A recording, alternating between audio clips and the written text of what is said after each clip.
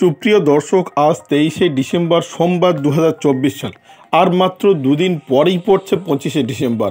এই 25শে ডিসেম্বর বড়দিনের আবহাওয়া কেমন থাকবে এবং সেই সঙ্গে আর কোনো নিম্নচাপের প্রভাবে বৃষ্টিপাত হবে কি না, কতদিনের তাপমাত্রা আবার ফের নামতে শুরু করবে, সব বিস্তারিত জানাবো। আপনারা দেখছেন টপ 12 নিউজ ইউটিউব চ্যানেল।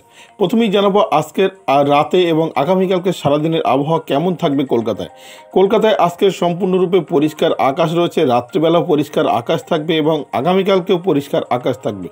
বৃষ্টিপাতের কোনো রকম সম্ভাবনা কলকাতায় কাল পর্যন্ত নেই।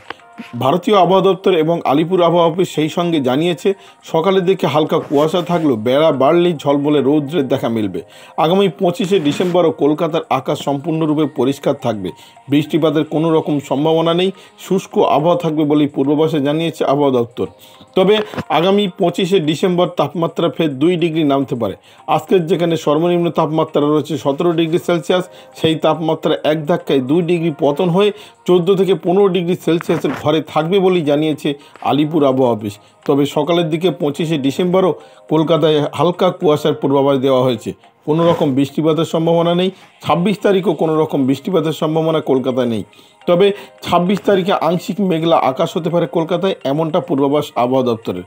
তার প্রধান কারণ, বঙ্গোপসাগরে যে নিম্নচাপটি তৈরি হয়েছিল সেটা এখনও উত্তর পশ্চিম বঙ্গোপসাগরে অবস্থান করছে। তবে সেটি আস্তে আস্তে অন্ধ্রপ্রদেশের দিকে যাবে বলেই জানিয়েছে আলিপুর আবহাওয়া অফিস, সেই সঙ্গে ভারতীয় আবহাওয়া দপ্তর। এটা তো গেল কলকাতার আবহাওয়ার খবর। কলকাতার পাশাপাশি হাওড়া, হুগলি, উত্তর ও দক্ষিণ 24 পরগনা, পূর্ব ও পশ্চিম মেদিনীপুর আগামীকাল পর্যন্ত সম্পূর্ণরূপে শুষ্ক আবহাওয়া থাকবে। কোনো রকম বৃষ্টিপাতের সম্ভাবনা না থাকলেও ভোরের দিকে বা সকালের দিকে আংশিক হালকা কুয়াশার পূর্বাভাস দেওয়া হয়েছে। বেলা বাড়লেই ঝলমলে রৌদ্রের দেখা মিলবে। 25শে ডিসেম্বর সকালের দিকে এবং বেলার দিকে হালকা মেঘলা আকাশ হতে পারে, এমনটা পূর্বাভাস। শুধুমাত্র পূর্ব মেদিনীপুর, পশ্চিম মেদিনীপুর, উত্তর 24 পরগনা, দক্ষিণ 24 পরগনা জেলার কোথাও কোথাও আংশিক মেঘলা আকাশ হতে পারে। তবে বৃষ্টিপাতের তেমন কোনো সম্ভাবনা নেই, এমনটা পূর্বাভাস আলিপুর আবহাওয়া অফিসের। আগামী 3 থেকে 4 দিন দক্ষিণবঙ্গের কোনো জেলাতেই বৃষ্টিপাতের সম্ভাবনা নেই, এমনটা পূর্বাভাস। নদিয়া, মুর্শিদাবাদ এখানে সম্পূর্ণরূপে শুষ্ক আবহাওয়া থাকবে আগামী কয়েকদিন। তবে হালকা কুয়াশার পূর্বাভাস দেওয়া হয়েছে। সকালের দিকে বেলা বাড়লেই ঝলমলে রৌদ্রের দেখা মিলবে। সর্বনিম্ন তাপমাত্রা আগামী 2 থেকে 3 দিন পর্যন্ত নদিয়া, মুর্শিদাবাদ জেলায় থাকবে আপাতত 15 থেকে 14 ডিগ্রি সেলসিয়াস। কখনো কখনো নেমে যেতে পারে, সেটা 13 ডিগ্রি সেলসিয়াসের ঘরে। পশ্চিমের বাঁকুড়া, বীরভূম, পুরুলিয়া এখানে সম্পূর্ণরূপে শুষ্ক আবহাওয়া থাকবে। তবে পুরুলিয়ায় আগামী 25শে ডিসেম্বর এবং 26শে ডিসেম্বর আংশিক মেঘলা আকাশ হতে পারে। বৃষ্টিপাতের তেমন কোনো সম্ভাবনা নেই, এমনটা পূর্বাভাস আবহাওয়া দপ্তরের। আজকে বাঁকুড়া, বীরভূম এবং পুরুলিয়ায় সর্বনিম্ন তাপমাত্রা লক্ষ্য করা গিয়েছে 13 ডিগ্রি সেলসিয়াসের ঘরে।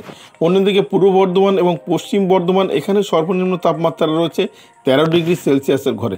আপাতত বৃষ্টিপাতের কোনো রকম সম্ভাবনা নেই এই 2 জেলাতে।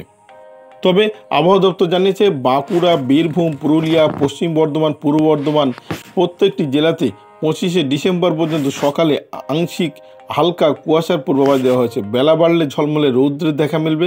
বৃষ্টিপাতের আপাতত আগামী 26 তারিখ পর্যন্ত কোনো রকম সম্ভাবনা নেই।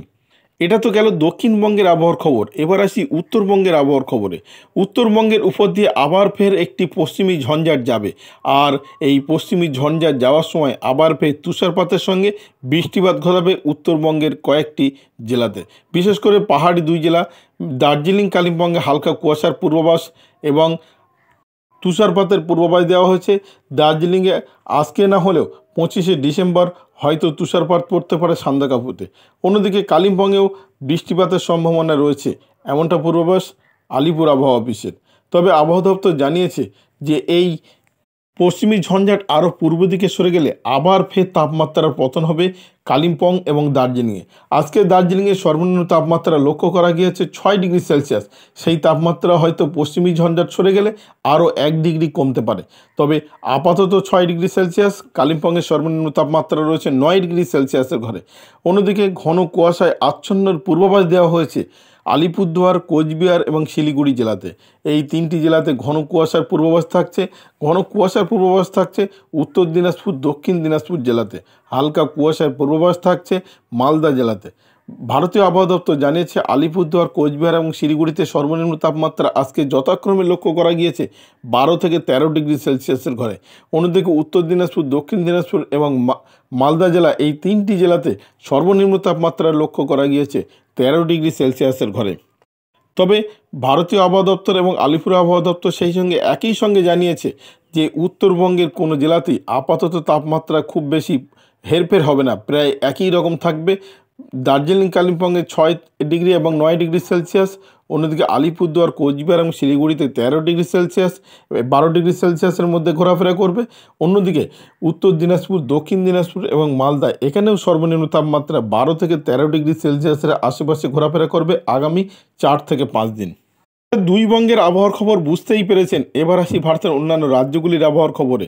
অন্যদিকে উত্তর ভারতের রাজ্যগুলির মধ্যে বিশেষ করে জম্মু কাশ্মীর, লাদাখ এবং হিমাচল প্রদেশ, পাঞ্জাব, হরিয়ানা, এখানে থরথরিয়ে কাঁপছে শীতে। এখানে তাপমাত্রা কোথাও কোথাও নেমে গিয়েছে 3 ডিগ্রি 4 ডিগ্রি সেলসিয়াসে।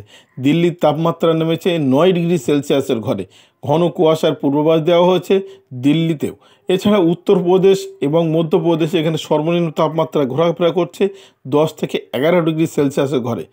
পশ্চিম ভারতের রাজ্যগুলির মধ্যে বিশেষ করে রাজস্থানের তাপমাত্রা সবথেকে কম। এখানে সর্বনিম্ন তাপমাত্রা কোথাও কোথাও নেমে গিয়েছে 6 থেকে 7 ডিগ্রি সেলসিয়াসের ঘরে। এছাড়াও গুজরাট এবং মহারাষ্ট্রে এখানে সর্বনিম্ন তাপমাত্রা লক্ষ্য করা গিয়েছে 13 থেকে 14 ডিগ্রি সেলসিয়াসের ঘরে। দক্ষিণ ভারতের রাজ্যগুলিতে তাপমাত্রা কিছুটা বেশি রয়েছে। এখানে সর্বনিম্ন তাপমাত্রা লক্ষ্য করা গিয়েছে 18 থেকে 23 ডিগ্রি সেলসিয়াসের মধ্যে।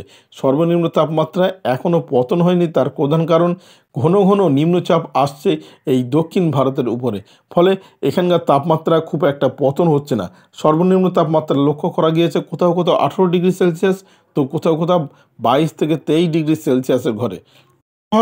পূর্ব ভারতের রাজ্যগুলিতে সর্বনিম্ন তাপমাত্রা লক্ষ্য করা গিয়েছে ত্রিপুরা, মণিপুর, মেঘালয়, এখানে 12 থেকে 13 ডিগ্রি সেলসিয়াসের ঘরে।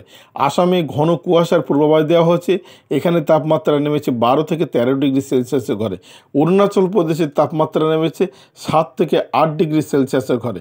এবার আসি বাংলাদেশের আবহাওয়ার খবরে।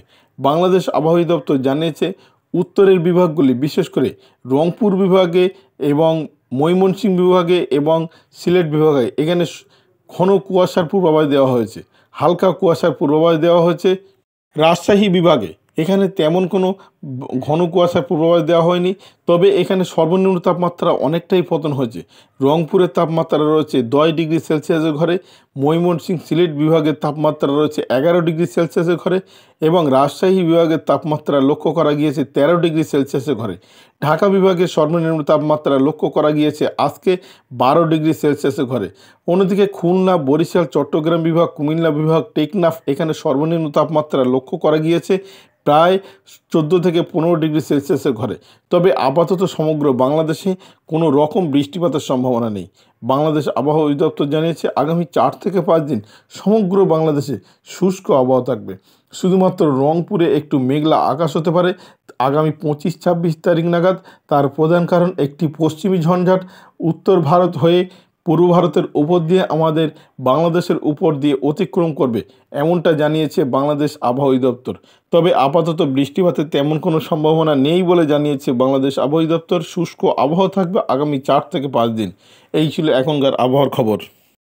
ভিডিওটি আপনার কোনো প্রকার উপকারে লেগে থাকে অবশ্যই লাইক, কমেন্ট, শেয়ার করবেন। সেই সঙ্গে চ্যানেলটি সাবস্ক্রাইব করার অনুরোধ রইল। সবাই ভালো থাকবেন, সুস্থ থাকবেন।